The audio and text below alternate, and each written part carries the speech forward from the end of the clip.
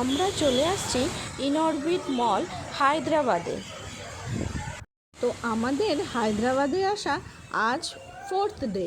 তো এই doctor hospital দৌড়াতে দৌড়াতে একদম ফেড আপ হয়ে গেছি। তোমরা তো জানোই বন্ধুরা, বিন্নি হায়দ্রাবাদ থাকে। তো ও আমাদের রুমে আসছিল, তো বলল, দিদি তোমরা তো বসেই আছো রুমে, চলো সামনেই একটা মল আছে ঘুরে আসি। তাই চলে আসলাম মলটাতে একটু ঘোরাঘুরি করতে, তার সাথে খাওয়া দাওয়া তো হবেই।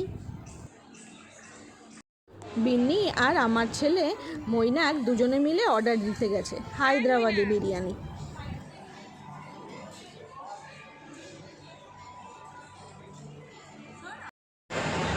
মৈনাক বাবু বিরিয়ানি নিয়ে হাজির। একটু টেস্ট কর, কিচ্ছু হবে না।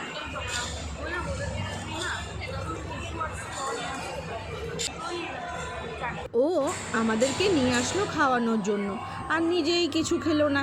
অনেক বললাম একটু টেস্ট কর, বলছে না দিদি আমি তো সবসময় খেতে থাকি, তোমরা খাও, আমি বাইরের খাবার আজকে একটু খাবো না।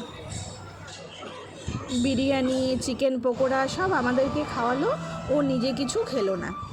খাওয়া দাওয়া শেষ করে ঘোরাঘুরি শেষ করে আমরা রওনা দিলাম বাড়ির দিকে।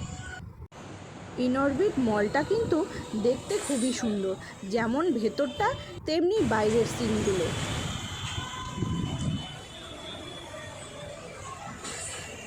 রাত প্রায় 11টা বাজে, তাই সব বন্ধ হয়ে যাচ্ছে, যদিও এখানে অনেক রাত অবধি সব কিছুই খোলা থাকে।